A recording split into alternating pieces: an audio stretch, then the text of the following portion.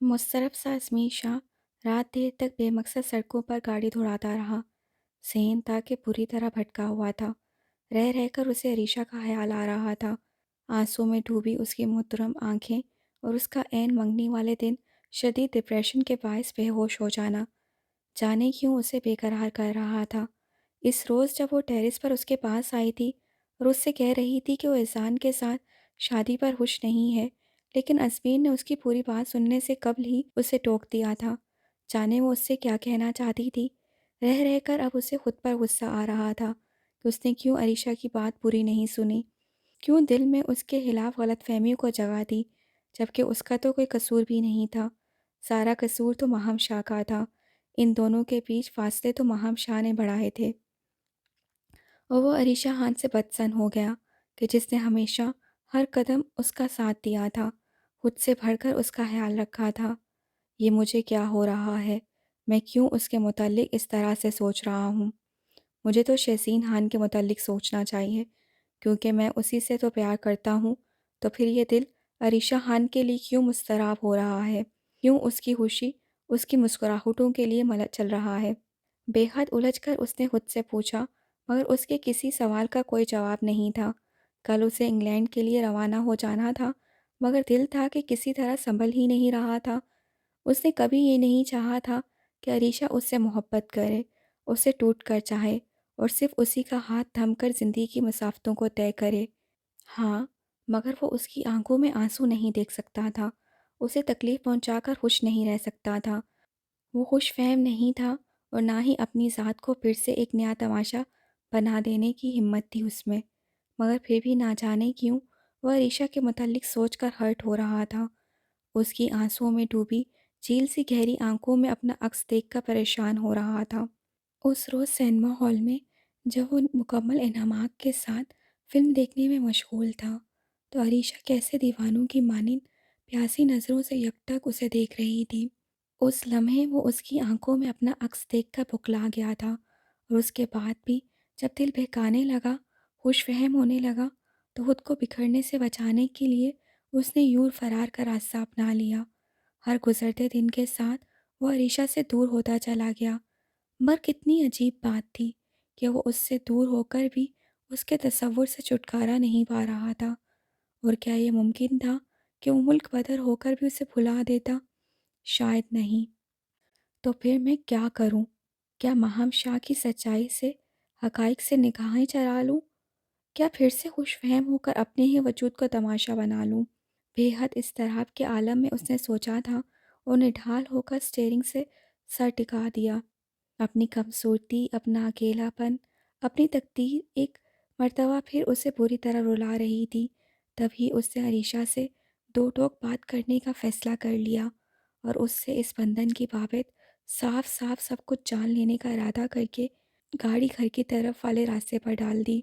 हाँ, मुझे इंग्लैंड जाने से कबल अरीशा से बात करनी चाहिए। हतमी अंदाज में उसने सोचा और कतरे मुतमिन हो गया। एक्सक्यूज़ मी मिस इंशा, मुझे आपसे कुछ बात करनी है। अगले ही रोज़ बेकरार सा अदनान रऊफ़ इंशा के कैबिन में उसके मुकाबिल बैठा शर्मिंदा से अंदाज में कह रहा था।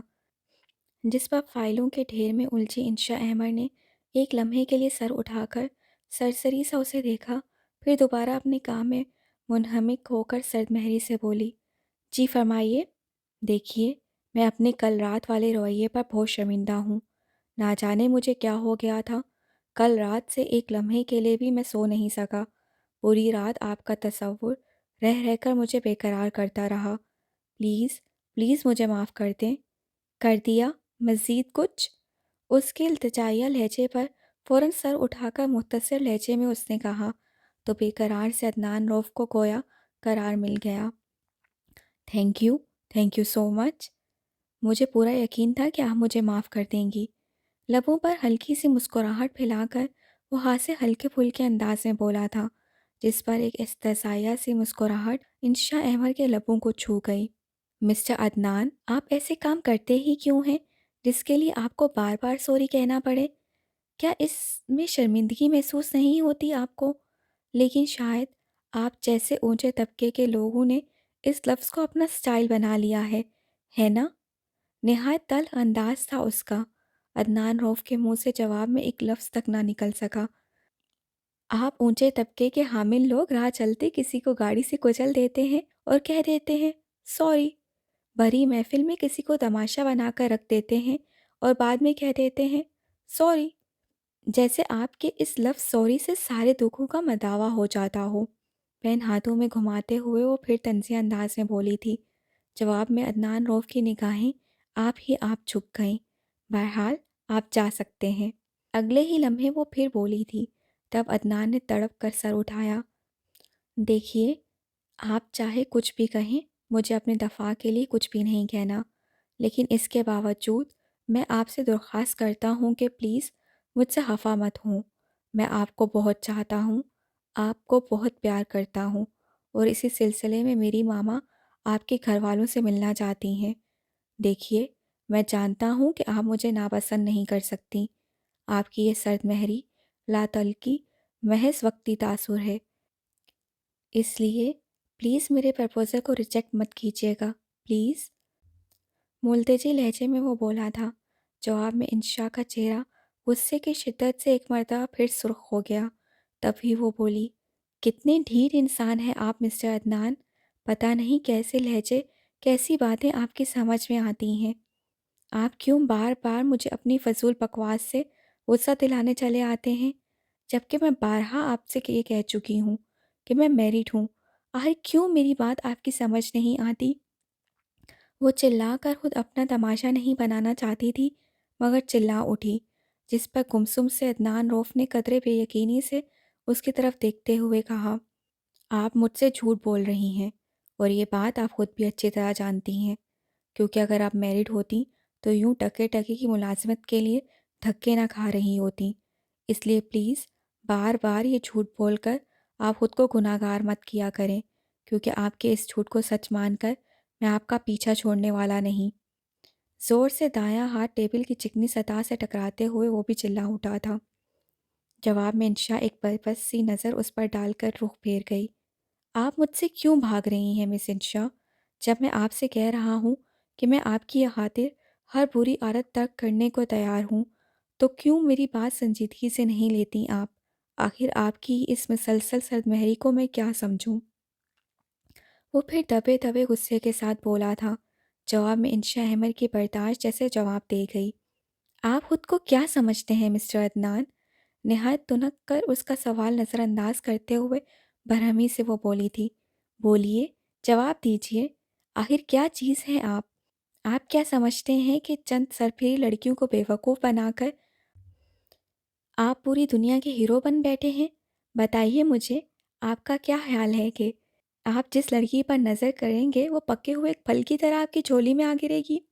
نیور مسٹر عدنان، کیونکہ دنیا میں ہر چیز بکاؤ نہیں ہوتی، ہر لڑکی عقل سے پیدل نہیں ہوتی، اس لیے میری شرافت کو میری کمزوری ہرگز مت سمجھیں، کیونکہ میں آپ جیسے بگڑے ہوئے رئیس سادھو میں کوئی انٹرسٹ نہیں رکھتی۔ غصے کی شدت سے اس کی ناک پھول گئی تھی، جبکہ عدنان روف اب بھی گمسم سا بیٹھا اسے حیرانی سے دیکھا جا رہا تھا۔ دیکھیے مسٹر عدنان، میں ایک کول مائنڈڈ لڑکی ہوں، لہٰذا شرافت کے ساتھ آخری بار آپ کو سمجھا رہی ہوں کہ مجھے فضول کوئی قطع پسند نہیں، سو پلیز بہتر ہوگا کہ آپ عقل کے ناخن لیں اور میرا پیچھا چھوڑ دیں، اوکے؟ نفرت سے بھرپور اس کا لہجہ عدنان کے سماعتوں میں زہر بن کر اترا۔ اور ہاں، میں ایک مڈل کلاس گھرانے سے تعلق رکھتی ہوں، بالکل آپ کی فیونسی کی مانند میری زندگی کی روٹین بھی بہت سادہ ہے۔ میرے مشاغل، میرا طرز زندگی، میری سوچ، سب کچھ آپ کے اسٹیٹس سے ہٹ کر ہے، لہٰذا اگر میرڈ نہ بھی ہوتی تب بھی آپ کی زندگی میری ذات کے ساتھ کہیں فٹ نہ بیٹھتی، کیونکہ میں نہ تو آپ کی طرز زندگی کو پسند کرتی ہوں اور نہ ہی آئندہ کبھی خود کو بدل کر آپ کے سانچے میں ڈھلنے کی کوئی کوشش کر پاؤں گی۔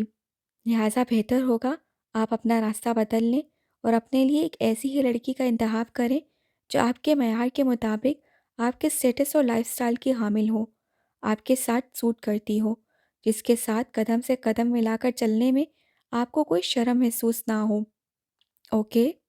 نہایت چپتا ہوا انداز تھا اس کا، اس قدر کھرا کہ پل کے پل میں ہی عدنان روف کی شخصیت کا سارا غرور مٹی میں مل گیا اور وہ جو لڑکیوں کو مٹی کے کھلونے سمجھتا تھا، آج ایک لڑکی کے ہاتھوں ہی پتھر کا بت بن کر رہ گیا تھا۔ تبھی شکستہ سے انداز میں اٹھ کر اس کے کیبن سے باہر نکل آیا۔